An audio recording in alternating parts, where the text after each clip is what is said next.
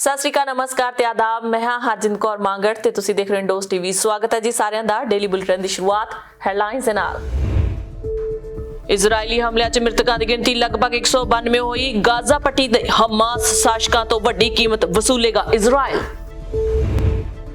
ਚੱਕਰਵਾਤੀ ਤੂਫਾਨ ਨੇ ਕਰਨਾਟਕ 'ਚ ਲਈਆਂ 4 ਮੌਤਾਂ, ਗੁਜਰਾਤ 'ਚ 2 ਮੌਤਾਂ, ਮਹਾਰਾਸ਼ਟਰ ਦੇ ਕਈ ਖੇਤਰਾਂ ਵਿੱਚ ਜ਼ੋਰਦਾਰ ਮੀਂਹ ਦੀ ਸੰਭਾਵਨਾ। बेअदबी कांड लई नवी जांच टीम ਵੱਲੋਂ 6 ਵਿਅਕਤੀ ਗ੍ਰਿਫਤਾਰ ਤੇ ਗੁਰੂ ਗ੍ਰੰਥ ਸਾਹਿਬ ਦੇ ਪੰਨੇ ਖਿਲਾਰਨ ਅਤੇ ਇਤਰਾਜ਼ਯੋਗ ਪੋਸਟਰ ਲਾਉਣ ਦਾ ਮਾਮਲਾ ਹੱਲ ਕਰਨ ਦਾ ਦਾਅਵਾ। ਖੱਟਰ ਦਾ ਵਿਰੋਧ ਕਰਦੇ ਕਿਸਾਨਾਂ ਤੇ ਲਾਠੀ ਚਾਰਜ, ਪੁਲਿਸ ਨੇ ਦਾਗੇ ਅਥਰੂ ਗੈਸ ਦੇ ਗੋਲੇ, 200 ਕਿਸਾਨਾਂ ਨੂੰ ਕੀਤਾ ਗ੍ਰਿਫਤਾਰ। ਤੇ ਦਿੱਲੀ 'ਚ ਲਾਕਡਾਊਨ ਇੱਕ ਹਫ਼ਤੇ ਲਈ ਵਧਾਇਆ। ਹਰਿਆਣਾ 'ਚ 24 ਮਈ ਤੱਕ ਲਾਕਡਾਊਨ, ਜਦਕਿ ਪੰਜਾਬ 'ਚ 31 ਮਈ ਤੱਕ ਜਾਰੀ ਰਹਿਣਗੀਆਂ ਪਾਬੰਦੀਆਂ। जी और इन खबरों की तफसील से कुछ होर अहम खबरां। फलस्तीनी सेहत अधिकारी ने खदशा जाहिर किया कि हमले च मरन वालियां अते जख्मियां की गिणती च वाधा हो सकता है। गाजा पट्टी च मैडिकल अते बचाव सेवावां अजे भी जारी ने अते मलबे च लोकां दी भाल की जा रही है। ਐਤਵਾਰ ਨੂੰ ਇੱਕ ਇਜ਼ਰਾਈਲ ਦੇ ਹਵਾਈ ਹਮਲੇ ਨੇ ਗਾਜ਼ਾ ਵਿੱਚ 3 ਇਮਾਰਤਾਂ ਨੂੰ ਤਹਿਸ਼-ਨਹਿਸ਼ ਕਰ ਦਿੱਤਾ, ਜਿਸ ਵਿੱਚ ਘੱਟੋ-ਘੱਟ 42 ਫਲਸਤੀਨੀ ਮਾਰੇ ਗਏ ਅਤੇ ਦਰਜਨਾਂ ਹੋਰ ਜ਼ਖਮੀ ਹੋ ਗਏ। ਇਹ ਲੜਾਈ ਹਫ਼ਤੇ ਤੋਂ ਜਾਰੀ ਹੈ ਅਤੇ ਘਾਤਕ ਰੂਪ ਧਾਰਦੀ ਜਾ ਰਹੀ ਹੈ। ਐਤਵਾਰ ਸਵੇਰੇ ਰੈਸਕਿਊ ਟੀਮ ਵੱਲੋਂ ਮਲਬੇ 'ਚ ਦਬੇ ਲੋਕਾਂ ਨੂੰ ਕੱਢਿਆ ਜਾ ਰਿਹਾ ਸੀ। ਪਿਛਲੇ ਹਫ਼ਤੇ ਗਾਜ਼ਾ ਵਿੱਚ ਮਰਨ ਵਾਲਿਆਂ ਦੀ ਗਿਣਤੀ ਘੱਟੋ-ਘੱਟ 192 ਤੇ ਪਹੁੰਚ ਗਈ ਹੈ ਅਤੇ 1200 ਤੋਂ ਵੱਧ ਜ਼ਖਮੀ ਹੋਏ ਨੇ। 13 ਫਲਸਤੀਨੀ ਵੈਸਟ ਬੈਂਕ, ਜਿਸ ਉੱਤੇ ਕਬਜ਼ਾ ਕੀਤਾ ਗਿਆ ਸੀ, ਮਾਰੇ ਗਏ ਨੇ। ਦੱਸਿਆ ਜਾ ਰਿਹਾ ਹੈ ਕਿ ਮਰਨ ਵਾਲਿਆਂ ਵਿੱਚ 58 ਬੱਚੇ ਸ਼ਾਮਲ ਸਨ ਅਤੇ 21 ਔਰਤਾਂ। ਇਜ਼ਰਾਈਲ ਦੇ ਪ੍ਰਧਾਨ ਮੰਤਰੀ ਬੈਂਜਾਮਿਨ ਨੇਤਨਯਾਹੂ ਨੇ ਕਿਹਾ ਕਿ ਗਾਜ਼ਾ ਪੱਟੀ ਤੇ ਮਾਰੂ ਬੰਬਾਰੀ ਅੰਤਰਰਾਸ਼ਟਰੀ ਰੋਸ ਅਤੇ ਸੰਘਰਸ਼ ਨੂੰ ਰੋਕਣ ਦੀਆਂ ਕੋਸ਼ਿਸ਼ਾਂ ਦੇ ਬਾਵਜੂਦ ਜਾਰੀ ਰਹੇਗੀ। ਇੱਕ ਟੈਲੀਵਿਜ਼ਨ ਨੂੰ ਸੰਬੋਧਨ ਕਰਦਿਆਂ ਨੇਤਨਯਾਹੂ ਨੇ ਕਿਹਾ ਕਿ ਇਜ਼ਰਾਈਲੀ ਹਵਾਈ ਹਮਲੇ ਪੂਰੀ ਤਰ੍ਹਾਂ ਜਾਰੀ ਰਹਿਣਗੇ ਅਤੇ ਲੰਮੇ ਸਮੇਂ ਤੱਕ ਚੱਲਣਗੇ। ਉਹਨਾਂ ਕਿਹਾ ਕਿ ਉਹਨਾਂ ਦਾ ਦੇਸ਼ ਗਾਜ਼ਾ ਪੱਟੀ ਦੇ ਹਮਾਸ ਸ਼ਾਸਕਾਂ ਤੋਂ ਵੱਡੀ ਕੀਮਤ ਵਸੂਲਣਾ ਚਾਹੁੰਦਾ ਹੈ। ਹਮਾਸ ਅਤੇ PIG ਨੇ ਪਿਛਲੇ ਇੱਕ ਹਫ਼ਤੇ 'ਚ ਇਜ਼ਰਾਈਲ ਤੇ 2968 ਤੋਂ ਵੱਧ ਰਾਕਟ ਦਾਗੇ ਨੇ। ਉਹਨਾਂ ਰਾਕਟਾਂ ਵਿੱਚੋਂ 439 ਮਿਸਫਾਇਰ ਹੋ ਗਏ ਅਤੇ ਗਾਜ਼ਾ 'ਚ ਦੁਰਘਟਨਾਗ੍ਰਸਤ ਹੋ ਗਏ, ਜਿਸ ਨਾਲ ਲਗਭਗ 20 ਫਲਸਤੀਨੀ ਜ਼ਖਮੀ ਹੋਏ। ਇਹ ਉਹਨਾਂ ਦੇ ਕੁੱਲ ਲਾਂਚ ਦਾ 15% ਹੈ। ਇਜ਼ਰਾਈਲ ਡਿਫੈਂਸ ਫੋਰਸ ਨੇ ਆਪਣੇ ਆਫੀਸ਼ੀਅਲ ਟਵਿੱਟਰ ਹੈਂਡਲ ਤੇ ਇਸ ਦੀ ਜਾਣਕਾਰੀ ਦਿੱਤੀ ਹੈ। IDF ਨੇ ਕਿਹਾ ਕਿ ਇਸ ਤਰ੍ਹਾਂ ਨਾਲ ਸੋਚੀਏ ਤਾਂ ਹਮਾਸ ਵੱਲੋਂ ਦਾਗੇ ਜਾਣ ਵਾਲੇ 7 ਚੋਂ ਉਹ ਇੱਕ ਰਾਕਟ ਆਪਣੇ ਹੀ ਮੁਲਕ ਤੇ ਫਾਇਰ ਕਰਦਾ ਹੈ। ਫਲਸਤੀਨੀ ਸਿਹਤ ਅਧਿਕਾਰੀ ਨੇ ਖਦਸ਼ਾ ਜ਼ਾਹਰ ਕੀਤਾ ਕਿ ਹਮਲੇ 'ਚ ਮਰਨ ਵਾਲਿਆਂ ਅਤੇ ਜ਼ਖਮੀਆਂ ਦੀ ਗਿਣਤੀ 'ਚ ਵਾਧਾ ਹੋ ਸਕਦਾ ਹੈ। ਗਾਜ਼ਾ ਪੱਟੀ 'ਚ ਮੈਡੀਕਲ ਅਤੇ ਬਚਾਅ ਸੇਵਾਵਾਂ ਅਜੇ ਵੀ ਜਾਰੀ ਨੇ ਅਤੇ ਮਲਬੇ 'ਚ ਲੋਕਾਂ ਦੀ ਭਾਲ ਕੀਤੀ ਜਾ ਰਹੀ ਹੈ। ਜ਼ਿਕਰਯੋਗ ਹੈ ਕਿ 10 ਮਈ ਦੀ ਸ਼ਾਮ ਨੂੰ ਇਜ਼ਰਾਈਲ ਅਤੇ ਫਲਸਤੀਨ ਦੀ ਗਾਜ਼ਾ ਪੱਟੀ ਦੀ ਸਰਹੱਦ ਤੇ ਤਣਾਅ ਵੱਧ ਗਿਆ। ਗਾਜ਼ਾ ਪੱਟੀ ਤੋਂ ਇਜ਼ਰਾਈਲ 'ਚ 16 ਮਈ ਦੀ ਸਵੇਰ ਲਗਭਗ 2900 ਰਾਕਟ ਦਾਗੇ ਗਏ, ਜਿਨ੍ਹਾਂ 'ਚ ਇਜ਼ਰਾਈਲ ਨੇ 1150 ਰਾਕਟ ਨੂੰ ਹਵਾ 'ਚ ਤਬਾਹ ਕਰ ਦਿੱਤਾ। ਜ਼ਿਕਰਯੋਗ ਹੈ ਕਿ ਇਸ ਹਮਲੇ ਦੇ ਦੌਰਾਨ ਪਰਿਵਾਰਾਂ ਦੇ ਪਰਿਵਾਰ ਬਰਬਾਦ ਹੋ ਰਹੇ ਨੇ। ਕਈ ਪਰਿਵਾਰਾਂ ਦੇ ਛੋਟੇ ਮਾਸੂਮ ਬੱਚੇ ਬਚੇ ਨੇ ਜਾਂ ਫਿਰ ਬਜ਼ੁਰਗ, ਜਿਨ੍ਹਾਂ ਦੀ ਦੇਖਭਾਲ ਕਰਨ ਵਾਲਾ ਹੁਣ ਇਸ ਦੁਨੀਆ ਦੇ ਵਿੱਚ ਕੋਈ ਵੀ ਨਹੀਂ ਹੈ। ਚੱਕਰਵਾਤੀ ਤੂਫਾਨ ਤੌਂਕਤੇ ਕਾਰਨ ਚੱਲ ਰਹੇ ਤੇਜ਼ ਹਵਾ ਤੇ ਜ਼ੋਰਦਾਰ ਮੀਂਹ ਕਾਰਨ ਵਾਪਰੇ ਹਾਦਸਿਆਂ ਵਿੱਚ ਕਰਨਾਟਕ 'ਚ 4 ਲੋਕਾਂ ਦੀ ਮੌਤ ਹੋ ਗਈ। ਇਹ ਤੂਫਾਨ ਕੇਰਲਾ, ਕਰਨਾਟਕ ਤੇ ਗੋਆ ਦੇ ਤੱਟੀ ਖੇਤਰਾਂ ਨਾਲ ਖਹਿੰਦਾ ਹੋਇਆ ਅੱਜ ਗੁਜਰਾਤ ਤੱਟ ਵੱਲ ਵੱਧ ਗਿਆ ਹੈ। ਮੌਸਮ ਵਿਭਾਗ ਮੁਤਾਬਕ ਤੂਫਾਨ ਹੋਰ ਖਤਰਨਾਕ ਰੂਪ ਅਖਤਿਆਰ ਕਰ ਸਕਦਾ ਹੈ ਤੇ ਅੱਜ ਸ਼ਾਮ ਤੱਕ ਗੁਜਰਾਤ ਤੱਟ ਨਾਲ ਟਕਰਾਏਗਾ। ਗੁਜਰਾਤ ਵਿੱਚ 1.5 ਲੱਖ ਲੋਕਾਂ ਨੂੰ ਸੁਰੱਖਿਅਤ ਥਾਵਾਂ ਤੇ ਤਬਦੀਲ ਕੀਤਾ ਗਿਆ ਹੈ। ਇਸ ਤੋਂ ਇਲਾਵਾ ਬਚਾਅ ਤੇ ਰਾਹਤ ਟੀਮਾਂ ਨੂੰ ਤੱਟੀ ਖੇਤਰਾਂ ਵਿੱਚ ਤਾਇਨਾਤ ਕੀਤਾ ਗਿਆ ਹੈ। ਕੇਰਲਾ ਵਿੱਚ ਭਰਵੇਂ ਮੀਂਹ ਕਾਰਨ ਡੈਮਾਂ ਵਿੱਚ ਪਾਣੀ ਦਾ ਪੱਧਰ ਕਾਫੀ ਵੱਧ ਗਿਆ ਤੇ ਚੇਤਾਵਨੀ ਜਾਰੀ ਕੀਤੀ ਗਈ ਹੈ। ਕਰਨਾਟਕ ਵਿੱਚ ਵੱਖ-ਵੱਖ ਹਾਦਸੇ ਉੱਤਰ ਕੰਨੜਾ, ਉਡੁਪੀ, ਚਿਕਮੰਗਲੁਰੂ ਤੇ ਸ਼ਿਮੋਗਾ ਜ਼ਿਲ੍ਹਿਆਂ ਵਿੱਚ ਵਾਪਰੇ ਨੇ। ਕਰਨਾਟਕ ਦੇ ਕੁਦਰਤੀ ਆਫਤਾਂ ਬਾਰੇ ਨਿਗਰਾਨੀ ਕੇਂਦਰ ਮੁਤਾਬਕ ਉੱਤਰ ਕੰਨੜਾ ਜ਼ਿਲ੍ਹੇ ਵਿੱਚ ਇੱਕ ਮਛੇਰੇ ਦੀ ਮੌਤ ਹੋ ਗਈ ਹੈ। ਦੂਜੀ ਘਟਨਾ ਵਿੱਚ ਇੱਕ ਕਿਸਾਨ ਦੀ ਖੇਤਾਂ ਵਿੱਚ ਕਰੰਟ ਲੱਗਣ ਕਾਰਨ ਮੌਤ ਹੋ ਗਈ। ਤੇਜ਼ ਹਵਾਵਾਂ ਕਾਰਨ ਤਾਰ ਟੁੱਟ ਕੇ ਖੇਤਾਂ ਵਿੱਚ ਡਿੱਗ ਗਈ ਸੀ। ਇੱਕ ਹੋਰ ਘਟਨਾ ਵਿੱਚ ਘਰ ਦੀ ਛੱਤ ਡਿੱਗਣ ਨਾਲ ਇੱਕ ਵਿਅਕਤੀ ਮਾਰਿਆ ਗਿਆ ਹੈ। ਸ਼ਿਮੋਗਾ ਜ਼ਿਲ੍ਹੇ ਵਿੱਚ ਇੱਕ ਵਿਅਕਤੀ ਦੀ ਅਸਮਾਨੀ ਬਿਜਲੀ ਡਿੱਗਣ ਕਾਰਨ ਮੌਤ ਹੋ ਗਈ। ਮੌਸਮ ਵਿਭਾਗ ਮੁਤਾਬਕ ਤੂਫਾਨ ਹਾਲਾਂਕਿ ਤੱਟ ਤੋਂ ਦੱਖਣ ਪੱਛਮ ਵੱਲ 120 ਕਿਲੋਮੀਟਰ ਦੂਰ ਅਰਬ ਸਾਗਰ ਉੱਤੇ ਸਰਗਰਮ ਸੀ ਤੇ ਐਤਵਾਰ ਨੂੰ ਉੱਤਰ ਪੱਛਮ ਦਿਸ਼ਾ ਵਿੱਚ ਗੋਆ, ਮਹਾਰਾਸ਼ਟਰ, ਗੁਜਰਾਤ ਵੱਲ ਵਧ ਰਿਹਾ ਸੀ। ਪਰ ਇਸ ਕਾਰਨ ਕਰਨਾਟਕ ਦੇ ਤੱਟੀ ਖੇਤਰਾਂ ਵਿੱਚ ਜ਼ੋਰਦਾਰ ਬਾਰਿਸ਼ ਹੋਈ ਤੇ ਤੇਜ਼ ਹਵਾਵਾਂ ਚੱਲੀਆਂ। ਜ਼ਿਲ੍ਹੇ ਦੇ ਨੀਵੇਂ ਇਲਾਕਿਆਂ ਵਿੱਚ ਪਾਣੀ ਭਰ ਗਿਆ ਹੈ। ਦੱਖਣੀ ਕੰਨੜਾ ਜ਼ਿਲ੍ਹੇ ਵਿੱਚ 120 ਘਰਾਂ ਨੂੰ ਨੁਕਸਾਨ ਪੁੱਜਾ ਹੈ। ਪ੍ਰਭਾਵਿਤ ਲੋਕਾਂ ਨੂੰ ਸੁਰੱਖਿਅਤ ਥਾਵਾਂ ਵੱਲ ਲਿਜਾਇਆ ਜਾ ਰਿਹਾ ਹੈ। ਚੱਕਰਵਾਤੀ ਤੂਫਾਨ ਕਾਰਨ ਗੋਆ ਵਿੱਚ ਵੀ 2 ਮੌਤਾਂ ਹੋਈਆਂ ਨੇ। ਇੱਕ ਮ੍ਰਿਤਕ ਦੀ ਸ਼ਨਾਖਤ ਸ਼ੀਤਲ ਪਾਟਿਲ ਵਜੋਂ ਹੋਈ ਹੈ ਤੇ ਅੰਜਨ ਬੀਚ ਪਿੰਡ ਤੇ ਇੱਕ ਨਾਰੀਅਲ ਦਾ ਦਰਖਤ ਟੁੱਟ ਕੇ ਉਸ ਉੱਤੇ ਡਿੱਗ ਗਿਆ। ਧੌਂਕਤੇ ਕਾਰਨ ਗੋਆ ਵਿੱਚ ਜਨਜੀਵਨ ਬੁਰੀ ਤਰ੍ਹਾਂ ਪ੍ਰਭਾਵਿਤ ਹੋਇਆ ਹੈ। ਪੂਰੇ ਸੂਬੇ ਵਿੱਚ ਕਾਫੀ ਨੁਕਸਾਨ ਹੋਣ ਦੀ ਸੂਚਨਾ ਹੈ। ਤੇਜ਼ ਹਵਾਵਾਂ ਤੇ ਮੀਂਹ ਕਾਰਨ ਕਈ ਘੰਟਿਆਂ ਲਈ ਰਾਜ ਵਿੱਚ ਬਿਜਲੀ ਸਪਲਾਈ ਵੀ ਕੱਟੀ ਗਈ। ਗੋਆ ਵਿੱਚ ਕਈ ਥਾਈਂ ਸੜਕਾਂ ਵੀ ਦਰਖਤ ਦੇ ਖੰਭੇ ਟੁੱਟਣ ਕਾਰਨ ਬੰਦ ਹੋ ਗਈਆਂ ਨੇ। ਹੰਗਾਮੀ ਸੇਵਾ ਅਥਾਰਟੀ ਵੱਲੋਂ ਮਾਰਗ ਖੋਲ੍ਹਣ ਲਈ ਯਤਨ ਕੀਤੇ ਜਾ ਰਹੇ ਨੇ। ਮੌਸਮ ਵਿਭਾਗ ਨੇ ਪੇਸ਼ੀਨ ਗੋਈ ਕੀਤੀ ਹੈ ਕਿ ਤੂਫਾਨ ਗੋਆ ਵਿੱਚ 17 ਮਈ ਤੱਕ ਬਣਿਆ ਰਹੇਗਾ ਤੇ 100-175 ਕਿਲੋਮੀਟਰ ਪ੍ਰਤੀ ਘੰਟੇ ਦੀ ਰਫ਼ਤਾਰ ਨਾਲ ਹਵਾਵਾਂ ਚੱਲ ਸਕਦੀਆਂ ਨੇ। ਮੌਸਮ ਵਿਭਾਗ ਨੇ ਚੇਤਾਵਨੀ ਦਿੱਤੀ ਹੈ ਕਿ 17 ਮਈ ਨੂੰ ਮਹਾਰਾਸ਼ਟਰ ਦੇ ਉੱਤਰੀ ਕੋਂਕਣ, ਮੁੰਬਈ, ਥਾਣੇ ਤੇ ਪਾਲਘਰ ਵਿੱਚ ਕਾਫੀ ਜ਼ਿਆਦਾ ਮੀਂਹ ਪੈ ਸਕਦਾ ਹੈ। ਅੱਜ ਰਾਏਗੜ੍ਹ ਵਿੱਚ ਵੀ ਜ਼ੋਰਦਾਰ ਮੀਂਹ ਪੈਣ ਦੀ ਚੇਤਾਵਨੀ ਜਾਰੀ ਕੀਤੀ ਗਈ ਹੈ। ਮੁੰਬਈ ਲਈ ਸਿੱਧੇ ਤੌਰ ਉੱਤੇ ਕੋਈ ਖਤਰਾ ਹੋਣ ਤੋਂ ਮੌਸਮ ਵਿਭਾਗ ਨੇ ਇਨਕਾਰ ਕੀਤਾ ਹੈ। ਹਾਲਾਂਕਿ ਤੂਫਾਨ ਮੁੰਬਈ ਤੱਟ ਨਾਲ ਲੱਗਦੇ ਸਮੁੰਦਰੀ ਖੇਤਰ ਵਿੱਚ ਹੋ ਕੇ ਗੁਜ਼ਰੇਗਾ। ਆਸਟ੍ਰੇਲੀਆ ਦੇਸ਼ ਦਾ ਤਾਪਮਾਨ ਇੰਡੀਆ ਦੇ ਤਾਪਮਾਨ ਨਾਲੋਂ ਬਿਲਕੁਲ ਵੱਖਰਾ ਹੈ। ਜਿਹੜੇ ਮਹੀਨਿਆਂ ਵਿੱਚ ਇੰਡੀਆ 'ਚ ਠੰਡ ਪੈਂਦੀ ਹੈ, ਉਹਨੇ ਮਹੀਨਿਆਂ 'ਚ ਆਸਟ੍ਰੇਲੀਆ ਵਿੱਚ ਗਰਮੀ। ਇਸ ਵੇਲੇ ਇੰਡੀਆ 'ਚ ਗਰਮੀ ਸ਼ੁਰੂ ਹੋ ਗਈ ਹੈ ਤਾਂ ਆਸਟ੍ਰੇਲੀਆ 'ਚ ਠੰਡ ਨੇ ਪੈਰ ਪਸਾਰੇ ਨੇ। ਕੁਦਰਤ ਦੇ ਨਿਯਮ ਅਤੇ ਉਸ ਦੀ ਅਨੋਖੀ ਬਣਤਰ ਨੂੰ ਕੋਈ ਵੀ ਨਹੀਂ ਸਮਝ ਸਕਿਆ। ਜਿੱਥੇ ਮਈ-ਜੂਨ ਦੇ ਮਹੀਨਿਆਂ ਨੂੰ ਭਾਰਤ ਦੇ ਬੇਹੱਦ ਗਰਮ ਮਹੀਨਿਆਂ ਵਜੋਂ ਜਾਣਿਆ ਜਾਂਦਾ ਹੈ, ਉੱਥੇ ਹੀ ਇਹਨਾਂ ਮਹੀਨਿਆਂ ਵਿੱਚ ਆਸਟ੍ਰੇਲੀਆ ਵਿੱਚ ਠੰਡ ਵਧਣ ਲੱਗ ਜਾਂਦੀ ਹੈ। ਆਸਟ੍ਰੇਲੀਆ ਵਿੱਚ ਠੰਡ ਨੇ ਆਪਣੀ ਦਸਤਕ ਦੇ ਦਿੱਤੀ ਹੈ ਅਤੇ ਆਉਣ ਵਾਲੇ ਦਿਨਾਂ ਵਿੱਚ ਤਾਪਮਾਨ ਹੋਰ ਵੀ ਡਿੱਗ ਸਕਦਾ ਹੈ। ਸਿਡਨੀ ਦੇ ਪਹਾੜੀ ਖੇਤਰ ਸਨੋ ਮਾਊਂਟੇਨ ਉੱਤੇ 10 ਸੈਂਟੀਮੀਟਰ ਬਰਫ਼ ਪਈ ਹੈ ਅਤੇ ਇਸ ਦੇ ਵਧਣ ਦੇ ਵੀ ਆਸਾਰ ਨੇ।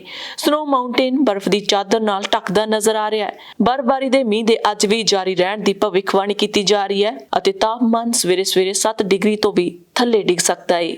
ਦਿੱਲੀ ਸਰਕਾਰ ਨੇ ਕੌਮੀ ਰਾਜਧਾਨੀ ਵਿੱਚ ਕੋਰੋਨਾ ਵਾਇਰਸ ਦੀ ਲਾਗ ਨੂੰ ਹੋਰ ਫੈਲਣ ਤੋਂ ਰੋਕਣ ਲਈ ਜਾਰੀ ਲਾਕਡਾਊਨ ਨੂੰ 1 ਹਫ਼ਤੇ ਲਈ ਹੋਰ ਵਧਾ ਦਿੱਤਾ ਹੈ। ਦਿੱਲੀ ਦੇ ਮੁੱਖ ਮੰਤਰੀ ਅਰਵਿੰਦ ਕੇਜਰੀਵਾਲ ਨੇ ਐਲਾਨ ਕੀਤਾ ਹੈ ਅਤੇ ਨਾਲ ਹੀ ਪਾਬੰਦੀਆਂ ਬਾਰੇ ਵੀ ਜਾਣਕਾਰੀ ਦਿੱਤੀ ਹੈ। ਲਾਕਡਾਊਨ ਉਂਝ ਅੱਜ ਸਵੇਰੇ ਖਤਮ ਹੋਣਾ ਸੀ। ਦਿੱਲੀ ਦੇ ਵਪਾਰੀਆਂ ਵਿੱਚੋਂ ਬਹੁਤਿਆਂ ਨੇ ਲਾਕਡਾਊਨ ਵਧਾਉਣ ਦੇ ਹੱਕ ਵਿੱਚ ਰਾਏ ਦਿੱਤੀ ਸੀ।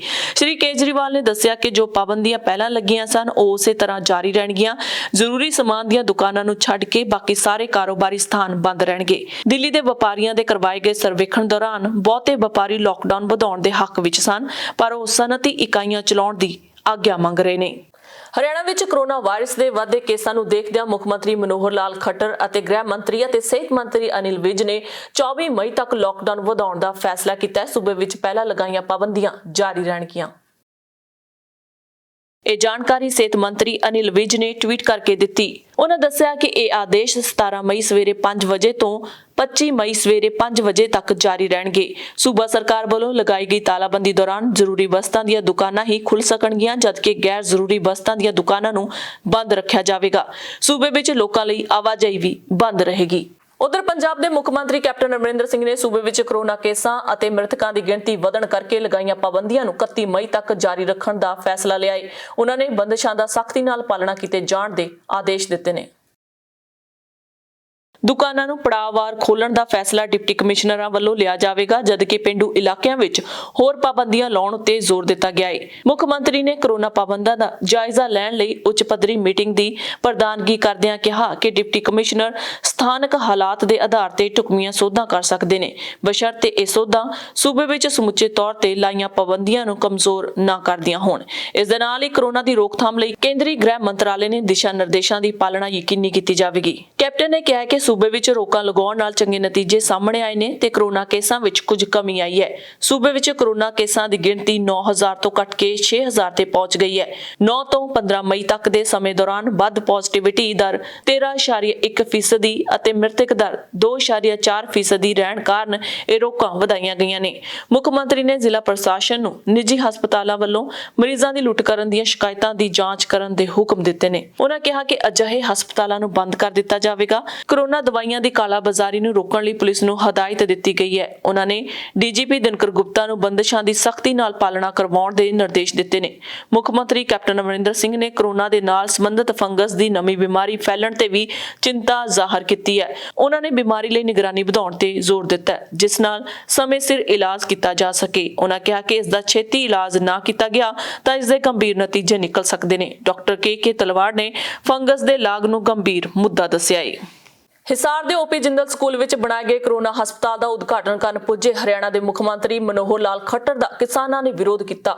ਇਸ ਦੌਰਾਨ ਪੁਲਿਸ ਨੇ ਕਿਸਾਨਾਂ ਤੇ ਲਾਠੀ ਚਾਰਜ ਕੀਤਾ ਅਤੇ ਅਥਰੂ ਗੈਸ ਦੇ ਗੋਲੇ ਦਾਗੇ। ਹਿਸਾਰ ਦੇ ਓਪੀ ਜਿੰਦਲ ਸਕੂਲ ਵਿੱਚ ਬਣਾਏ ਗਏ ਕਰੋਨਾ ਹਸਪਤਾਲ ਦਾ ਉਦਘਾਟਨ ਕਰਨ ਪੁੱਜੇ ਹਰਿਆਣਾ ਦੇ ਮੁੱਖ ਮੰਤਰੀ ਮਨੋਹਰ ਲਾਲ ਖੱਟਰ ਦਾ ਕਿਸਾਨਾਂ ਨੇ ਵਿਰੋਧ ਕੀਤਾ। ਇਸ ਦੌਰਾਨ ਪੁਲਿਸ ਨੇ ਕਿਸਾਨਾਂ ਤੇ ਲਾਠੀ ਚਾਰਜ ਕੀਤਾ ਅਤੇ ਅਥਰੂ ਗੈਸ ਦੇ ਗੋਲੇ ਛੱਡੇ।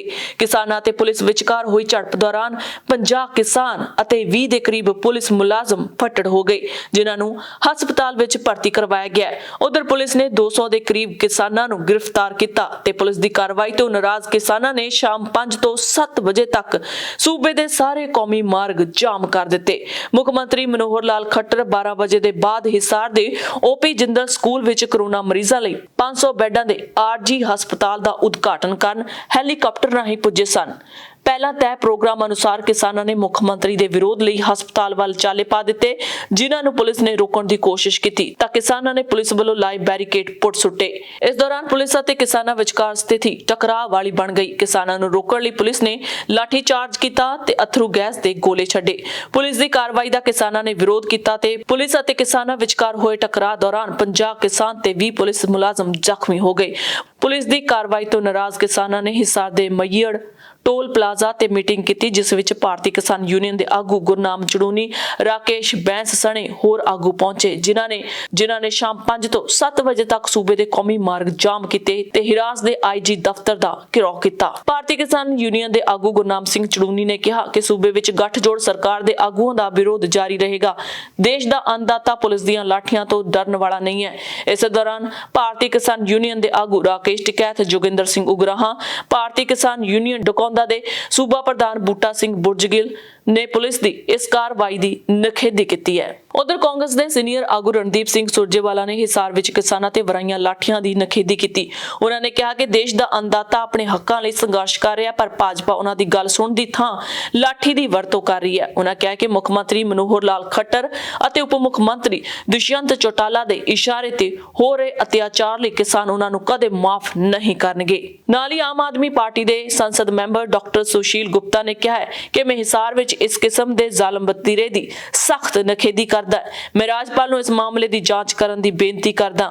ਉਹਨਾਂ ਕਿਹਾ ਕਿ ਕਰੋਨਾ ਮਹਾਮਾਰੀ ਕਾਰਨ ਸੂਬੇ ਵਿੱਚ ਤਾਲਾਬੰਦੀ ਹੈ। ਦੂਜੇ ਪਾਸੇ ਮੁੱਖ ਮੰਤਰੀ ਆਪਣੇ ਪੂਰੇ ਸਟਾਫ ਨਾਲ ਹਸਪਤਾਲ ਦਾ ਉਦਘਾਟਨ ਕਰਨ ਪਹੁੰਚੇ। ਉਹਨਾਂ ਪੁੱਛਿਆ ਕਿ ਕੀ ਉਦਘਾਟਨ ਆਨਲਾਈਨ ਨਹੀਂ ਹੋ ਸਕਦਾ ਸੀ। ਉਹਨਾਂ ਕਿਹਾ ਕਿ ਕਰੋਨਾ ਨੂੰ ਫੈਲਣ ਤੋਂ ਰੋਕਣ 'ਚ ਸਰਕਾਰ ਨਾਕਾਮ ਹੋ ਰਹੀ ਹੈ। ਉਧਰ ਹਿਸਾਰ ਵਿੱਚ ਕੋਵਿਡ ਸੈਂਟਰ ਦਾ ਉਦਘਾਟਨ ਕਰਨ ਆਏ ਹਰਿਆਣਾ ਦੇ ਮੁੱਖ ਮੰਤਰੀ ਦਾ ਵਿਰੋਧ ਕਰਨ ਗਏ ਕਿਸਾਨਾਂ ਤੇ ਪੁਲਿਸ ਵੱਲੋਂ ਕੀਤੇ ਗਏ ਲਾਠੀ ਚਾਰਜ ਦਾ ਵਿਰੋਧ ਕਰਦਿਆਂ ਸਿਰਸਾ ਵਿੱਚ ਕਿਸਾਨਾਂ ਵੱਲੋਂ ਨੈਸ਼ਨਲ ਹਾਈਵੇ 9 ਤੇ ਚੱਕਾ ਜਾਮ ਕਾਰਨ ਵਾਹਨਾਂ ਦੀਆਂ ਲੰਮੀਆਂ ਲਾਈਨਾਂ ਲੱਗ ਗਈਆਂ, ਜਿਸ ਮਗਰੋਂ ਪੁਲਿਸ ਨੇ ਵਾਹਨਾਂ ਨੂੰ ਬਦਲਵੇਂ ਰਾਹਾਂ ਤੋਂ ਲਗਾਉਣ ਦੀ ਕੋਸ਼ਿਸ਼ ਕੀਤੀ। ਹਿਸਾਰ 'ਚ ਮੁੱਖ ਮੰਤਰੀ ਮਨੋਹਰ ਲਾਲ ਖੱਟਰ ਵੱਲੋਂ ਕੀਤੇ ਗਏ ਪ੍ਰੋਗਰਾਮ ਦੌਰਾਨ ਕਿਸਾਨਾਂ ਤੇ ਪੁਲਿਸ ਵੱਲੋਂ ਕੀਤੇ ਗਏ ਲਾਠੀਚਾਰਜ ਤੇ ਅਥਰੂ ਗੈਸ ਦੇ ਗੋਲੇ ਸੁੱਟੇ ਜਾਣ ਦੀ ਖਬਰ ਜਿਵੇਂ ਹੀ ਕਿਸਾਨਾਂ ਨੂੰ ਲੱਗੀ ਤਾਂ ਕਿਸਾਨ ਭਾਵਦੀਨ ਟੋਲ ਪਲਾਜ਼ੇ ਤੇ ਇਕੱਠੇ ਹੋ ਗਏ ਤੇ ਨੈਸ਼ਨਲ ਹਾਈਵੇ ਜਾਮ ਲਾ ਦਿੱਤਾ। ਕਿਸਾਨ ਆਗੂ ਹਰਵਿੰਦਰ ਸਿੰਘ ਥਿੰਦ ਤੇ ਸਾਬਕਾ ਸਰਪੰਚ ਰਾਮਚੰਦ ਢੋਟ ਨੇ ਕਿਹਾ ਕਿ ਕਿਸਾਨ ਜਥੇਬੰਦੀਆਂ ਦੇ ਸੱਦੇ ਤੇ 2 ਘੰਟਿਆਂ ਲਈ ਨੈਸ਼ਨਲ ਹਾਈਵੇ ਸੰਕੇਤਕ ਜਾਮ ਕੀਤੇ ਗਏ ਨੇ। ਜੇਕਰ ਪੁਲਿਸ ਨੇ ਹਿਰਾਸਤ ਵਿੱਚ ਲਏ ਕਿਸਾਨਾਂ ਨੂੰ ਰਿਹਾ ਨਾ ਕੀਤਾ ਤੇ ਜ਼ਿੰਮੇਵਾਰ ਪੁਲਿਸ ਅਧਿਕਾਰੀਆਂ ਖਿਲਾਫ ਕਾਰਵਾਈ ਨਹੀਂ ਕੀਤੀ ਤਾਂ ਉਹ ਆਪਣੇ ਅੰਦੋਲਨ ਨੂੰ ਹੋਰ ਤਿੱਖਾ ਕਰਨਗੇ। ਨਾਲ ਹੀ ਭਾਰਤੀ ਕਿਸਾਨ ਯੂਨੀਅਨ ਏਕਤਾ ਨੇ ਹਿਸਾਰ ਵਿੱਚ ਹਰਿਆਣਾ ਦੇ ਮੁੱਖ ਮੰਤਰੀ ਮਨੋਹਰ ਲਾਲ ਖੱਟਰ ਦੇ ਪ੍ਰੋਗਰਾਮ ਦਾ ਵਿਰੋਧ ਕਰ ਰਹੇ ਕਿਸਾਨਾਂ ਤੇ ਲਾਠੀ ਚਾਰਜ ਕਰਨ ਅਤੇ ਅਥਰੂ ਗੈਸ ਦੇ ਗੋਲੇ ਸੁੱਟਣ ਦੀ ਨਿਖੇਧੀ ਕੀਤੀ ਹੈ। ਜਥੇਬੰਦੀ ਦੇ ਪ੍ਰਧਾਨ ਜੋਗਿੰਦਰ ਸਿੰਘ ਉਗਰਾਹਾਂ ਅਤੇ ਸੂਬਾ ਸਕੱਤਰ ਸ਼ਿੰਗਾਰਾ ਸਿੰਘ ਮਾਨ ਨੇ ਜਾਰੀ ਬਿਆਨ ਵਿੱਚ ਕਿਹਾ ਕਿ ਕਾਰਵਾਈ ਖੱਟਰ ਸਰਕਾਰ ਦੀ ਬੁਖਲਾਹਟ ਦੀ ਨਿਸ਼ਾਨੀ ਹੈ, ਪਰ ਉਹਨਾਂ ਨੂੰ ਪਤਾ ਹੋਣਾ ਚਾਹੀਦਾ ਹੈ ਕਿ ਕਦੇ ਵੀ ਡਾਂਗ ਦੇ ਜ਼ੋਰ ਨਾਲ ਲੋਕਾਂ ਦੀ ਆਵਾਜ਼ ਨਹੀਂ ਦਬਾਈ ਜਾ ਸਕਦੀ। ਉਹਨਾਂ ਕਿਹਾ ਕਿ ਮੋਦੀ ਹਕੂਮਤ ਖੇਤੀ ਕਾਨੂੰਨ ਰੱਦ ਕਰਨ ਦੀ ਬਜਾਏ ਭਾਜਪਾ ਆਗੂਆਂ ਨੂੰ ਜਾਣ-ਬੁੱਝ ਕੇ ਜਨਤਕ ਥਾਵਾਂ ਤੇ ਭੇਜ ਰਹੀ ਹੈ। ਆਗੂਆਂ ਨੇ ਕਿਸਾਨਾਂ ਨੂੰ ਅਪੀਲ ਕੀਤੀ ਹੈ ਕਿ ਉਹ ਭਾਜਪਾ ਦੀ ਚਾਲ ਨੂੰ ਸਮਝਦਿਆਂ ਸ਼ਾਂਤਮਈ ਅੰਦੋਲਨ ਜਾਰੀ ਰੱਖਣ। ਸ੍ਰੀ ਗੁਰੂ ਗ੍ਰੰਥ ਸਾਹਿਬ ਜੀ ਦੀ ਬੇਅਦਬੀ ਦੇ ਮਾਮਲੇ ਦੀ ਪੜਤਾਲ ਕਰਨ ਲਈ ਪੰਜਾਬ ਸਰਕਾਰ ਵੱਲੋਂ ਡੀਆਈਜੀ ਐਸਪੀਐਸ ਪਰਮਰਾਜ ਦੀ ਅਗਵਾਈ ਹੇਠ ਬਣਾਈ ਵਿਸ਼ੇਸ਼ ਜਾਂਚ ਟੀਮ ਨੇ ਗੁਰੂ ਗ੍ਰੰਥ ਸਾਹਿਬ ਦੇ ਪੱਤਰਿਆਂ ਨੂੰ ਪਿੰਡ ਬਰਗਾੜੀ ਦੀਆਂ ਗਲੀਆਂ ਵਿੱਚ ਖਿਲਾਰਨ ਅਤੇ ਇਸ ਸੰਬੰਧੀ ਇਤਰਾਜ਼ਯੋਗ ਪੋਸਟਰ ਬਣਾਉਣ ਦੇ ਮੁਲਜ਼ਮਾਂ ਨੂੰ ਗ੍ਰਿਫਤਾਰ ਕਰਨ ਦਾ ਦਾਅਵਾ ਕੀਤਾ ਹੈ। ਵਿਸ਼ੇਸ਼ ਜਾਂਚ ਟੀਮ ਨੇ 1 ਮਹੀਨੇ ਦੀ ਪੜਤਾਲ ਮਗਰੋਂ ਬੇਅਦਬੀ ਕਾਂਡ ਵਿੱਚ 6 ਵਿਅਕਤੀਆਂ ਸ਼ਕਤੀ ਸਿੰਘ, ਸੁਖਜਿੰਦਰ ਸਿੰਘ, ਪ੍ਰਦੀਪ ਸਿੰਘ, ਨਿਸ਼ਾਨ ਸਿੰਘ, ਰਣਜੀਤ ਸਿੰਘ ਅਤੇ ਬਲਜੀਤ ਸਿੰਘ ਨੂੰ ਗ੍ਰਿਫਤਾਰ ਕਰ ਲਿਆ ਹੈ। ਇਹ ਸਾਰੇ ਵਿਅਕਤੀ ਫਰੀਦਕੋਟ ਜ਼ਿਲ੍ਹੇ ਨਾਲ ਸੰਬੰਧਿਤ ਨੇ। ਦੱਸਣਯੋਗ ਹੈ ਕਿ ਅਣਪਛਾਤੇ ਵਿਅਕਤੀਆਂ ਨੇ 12 ਅਕਤੂਬਰ 2015 ਦੀ ਰਾਤ ਨੂੰ ਪਿੰਡ ਬਰਗਾੜੀ ਦੀਆਂ ਗਲੀਆਂ ਵਿੱਚ ਸ੍ਰੀ ਗੁਰੂ ਗ੍ਰੰਥ ਸਾਹਿਬ ਦੇ ਪਵਿੱਤਰ ਅੰਗ ਪਾੜ ਕੇ ਖਿਲਾਰ ਦਿੱਤੇ ਸਨ ਤੇ ਇਸ ਤੋਂ ਪਹਿਲਾਂ 24 ਸਤੰਬਰ 2015 ਨੂੰ ਪਿੰਡ ਬਰਗਾੜੀ ਵਿੱਚ ਇਤਰਾਜ਼ਯੋਗ ਪੋਸਟਰ ਲਾਏ ਗਏ ਸਨ ਅਤੇ ਦਾਅਵਾ ਕੀਤਾ ਗਿਆ ਸੀ ਕਿ ਬੁਰਜ ਜਵਾਹਰ ਸਿੰਘ ਬਾਲਾ ਵਿੱਚ 1 ਜੂਨ ਨੂੰ ਚੋਰੀ ਹੋਇਆ ਸਰੂਪ ਉਹਨਾਂ ਦੇ ਕਬਜ਼ੇ ਵਿੱਚ ਹੈ। ਹੁਣ ਜਾਂਚ ਟੀਮ ਨੇ ਦਾਅਵਾ ਕੀਤਾ ਕਿ ਬਰਗਾੜੀ ਵਿੱਚ ਬੇਅਦਬੀ ਦੇ ਦੋਵੇਂ ਮਾਮਲੇ ਸੁਲਝਾ ਲਏ ਗਏ ਨੇ। ਗ੍ਰਿਫਤਾਰ ਕੀਤੇ ਗਏ ਮੁਲਜ਼ਮਾਂ ਨੂੰ ਅੱਜ ਫਰੀਦਕੋਟ ਦੀ ਅਦਾਲਤ ਵਿੱਚ ਪੇਸ਼ ਕੀਤਾ ਜਾਵੇਗਾ। ਇਸ ਮਾਮਲੇ ਦੀ ਪੜਤਾਲ ਪਹਿਲਾਂ DIG ਰਣਵੀਰ ਸਿੰਘ ਖੱਟੜਾ ਕਰ ਰਹੇ ਸਨ, ਪਰ ਪੰਜਾਬ ਤੇ ਹਰਿਆਣਾ ਹਾਈ ਕੋਰਟ ਦੇ ਹੁਕਮਾਂ ਮਗਰੋਂ 4 ਜਨਵਰੀ ਨੂੰ ਪੰਜਾਬ ਸਰਕਾਰ ਨੇ ਨਵੀਂ ਜਾਂਚ ਟੀਮ ਗਠਿਤ ਕਰ ਦਿੱਤੀ ਸੀ ਅਤੇ SPS ਪਰਮਰਾਜ ਨੂੰ ਨਵੀਂ ਜਾਂਚ ਟੀਮ ਦਾ ਮੁਖੀ ਥਾਪਿਆ ਗਿਆ ਸੀ। ਬਹਿਬਲ ਕਲਾਂ ਦੇ ਬਰਗਾੜੀ ਮਾਮਲੇ ਵਿੱਚ ਕਾਂਗਰਸੀ ਵਿਧਾਇਕ ਨਵਜੋਤ ਸਿੰਘ ਸਿੱਧੂ ਨੇ ਸ਼੍ਰੋਮਣੀ ਅਕਾਲੀ ਦਲ ਨੂੰ ਨਿਸ਼ਾਨੇ ਤੇ ਲਿਆ। ਉਹਨਾਂ ਇੱਕ ਟਵੀਟ ਰਾਹੀਂ ਬਿਨਾਂ ਕਿਸੇ ਦਾ ਨਾਂ ਲਏ ਕਿਹਾ, ਤੁਸੀਂ ਦੋਸ਼ੀ ਹੋ ਪਰ ਤੁਹਾਨੂੰ ਬਚਾਇਆ ਗਿਆ ਹੈ। ਉਹਨਾਂ ਨੇ ਘਟਨਾ ਵੇਲੇ ਦੀਆਂ CCTV ਕੈਮਰੇ ਦੀਆਂ 4 ਫੁਟੇਜ ਵੀ ਦੁਆਰਾ ਅਪਲੋਡ ਕੀਤੀਆਂ ਨੇ। ਸ਼੍ਰੀ ਸਿੱਧੂ ਇਸ ਤੋਂ ਪਹਿਲਾਂ ਬੇਅਦਬੀ ਮਾਮਲੇ ਵਿੱਚ ਮੁੱਖ ਮੰਤਰੀ ਕੈਪਟਨ ਅਮਰਿੰਦਰ ਸਿੰਘ ਨੂੰ ਲਗਾਤਾਰ ਨਿਸ਼ਾਨਾ ਬਣਾ ਰਹੇ ਸਨ। ਸ਼੍ਰੋਮਣੀ ਅਕਾਲੀ ਦਲ ਦੇ ਪ੍ਰਧਾਨ ਸੁਖਬੀਰ ਸਿੰਘ ਬਾਦਲ ਨੇ ਬੀਤੇ ਦਿਨ ਕਿਹਾ ਸੀ ਕਿ ਇਸ ਮਾਮਲੇ ਵਿੱਚ ਬਾਦਲ ਪਰਿਵਾਰ ਖਿਲਾਫ ਝੂਠਾ ਪ੍ਰਚਾਰ ਕੀਤਾ ਜਾ ਰਿਹਾ ਹੈ ਤੇ ਜੇ ਸ਼੍ਰੀ ਸਿੱਧੂ ਕੈਪਟਨ ਜਾਂ ਆਪ ਆਗੂ ਭਗਵੰਤ ਮਾਨ ਆਦਿ ਕੋਲ ਬੇਅਦਬੀ ਕਾਂਡ ਸੰਬੰਧੀ ਕੋਈ ਸਬੂਤ ਨੇ ਤਾਂ ਜਨਤਕ ਕਰਨ। ਇਸੇ ਤਰ੍ਹਾਂ ਸ਼੍ਰੋਮਣੀ ਅਕਾਲੀ ਦਲ ਦੇ ਜਨਰਲ ਸਕੱਤਰ ਡਾਕਟਰ ਦਲਜੀਤ ਚੀਮਾ ਨੇ ਵੀ ਸੋਸ਼ਲ ਮੀਡੀਆ ਰਾਹੀਂ ਆਖਿਆ ਸੀ ਕਿ ਜੇ ਬੇਅਦਬੀ ਕਾਂਡ ਬਾਰੇ ਕਿਸੇ ਕੋਲ ਕੋਈ ਸਬੂਤ ਨੇ ਤਾਂ ਉਹ ਨਿੱਜੀ ਤੌਰ ਤੇ ਵੀ ਪੁਲਿਸ ਸ਼ਿਕਾਇਤ ਦਰਜ ਕਰਵਾ ਸਕਦਾ ਹੈ, ਪਰ ਹੁਣ ਤੱਕ ਅਜਿਹਾ ਨਹੀਂ ਕੀਤਾ ਗਿਆ। ਇਸ ਤੋਂ ਸਪਸ਼ਟ ਹੈ ਕਿ ਇਹ ਸਿਰਫ ਬਾਦਲ ਪਰਿਵਾਰ ਨੂੰ ਬਦਨਾਮ ਕਰਨ ਲਈ ਕੀਤਾ ਜਾ ਰਿਹਾ ਪ੍ਰਚਾਰ ਹੈ। ਇਸ ਮਗਰੋਂ ਸ਼੍ਰੀ ਸਿੱਧੂ ਨੇ ਸ਼੍ਰੋਮਣੀ ਅਕਾਲੀ ਦਲ ਨੂੰ ਨਿਸ਼ਾਨੇ ਤੇ ਲੈਂਦਿਆਂ ਟਵੀਟ ਕੀਤਾ, ਜਸਟਿਸ ਸੇਵਾ ਮੁਕਤ ਜ਼ੋਰਾ ਸਿੰਘ ਜਾਂਚ ਕਮਿਸ਼ਨ ਦੀ ਜਾਂਚ ਵੇਲੇ ਬਾਦਲ ਰਾਜ ਵਿੱਚ CCTV ਕੈਮਰਿਆਂ ਦੀ ਫੁਟੇਜ ਨੂੰ ਲੁਕਾ ਲਿਆ ਗਿਆ ਸੀ, ਜਿਸ ਨੂੰ ਮਗਰੋਂ ਜਸਟਿਸ ਰਣਜੀਤ ਸਿੰਘ ਨੇ ਲੱਭ ਲਿਆ ਸੀ। ਮੈਂ ਉਸ ਫੁਟੇਜ ਨੂੰ ਆਮ ਲੋਕਾਂ ਲਈ ਜਨਤਕ ਕੀਤਾ, ਜਿਸ ਤੋਂ ਪਤਾ ਲੱਗਦਾ ਹੈ ਕਿ ਪੁਲਿਸ ਦਾ ਕੀ ਰੋਲ ਸੀ ਅਤੇ ਉਸਨੇ ਬਾਦਲਾਂ ਦੇ ਕਹਿਣ ਤੇ ਕਾਰਵਾਈ ਕੀਤੀ। ਬਿਨਾਂ ਕਿਸੇ ਦਾ ਨਾਂ ਲਏ ਉਹਨਾਂ ਕਿਹਾ ਕਿ ਤੁਸੀਂ ਦੋਸ਼ੀ ਹੋ। ਇਸ ਦੇ ਨਾਲ ਹੀ ਉਹਨਾਂ ਘਟਨਾ ਸਮੇਂ ਦੀ 4 CCTV ਕੈਮਰਿਆਂ ਦੀ ਫੁਟੇਜ ਵੀ ਅਪਲੋਡ ਕੀਤੀ, ਜਿਸ ਦੇ ਨਾਲ ਉਹ ਦੱਸ ਰਹੇ ਨੇ ਕਿ ਕਿਵੇਂ ਪੁਲਿਸ ਨੇ ਪ੍ਰਦਰਸ਼ਨਕਾਰੀਆਂ ਤੇ ਬਿਨਾਂ ਕਿਸੇ ਭੜਕਾਹਟ ਤੋਂ ਕਾਰਵਾਈ ਕੀਤੀ। ਇਸ ਦੌਰਾਨ ਸੂਬੇ ਦੀ ਵਿਜੀਲੈਂਸ ਵੱਲੋਂ ਸਿੱਧੂ ਸਮਰਥਕਾਂ ਖਿਲਾਫ ਮੋਰਚਾ ਖੋਲੇ ਜਾਣ ਤੇ ਸ਼੍ਰੀ ਸਿੱਧੂ ਨੇ ਇੱਕ ਟਵੀਟ ਰਾਹੀਂ ਮੁੱਖ ਮੰਤਰੀ ਨੂੰ ਸੰਬੋਧਨ ਹੁੰਦਿਆਂ ਲਿਖਿਆ, most welcome, please do your best.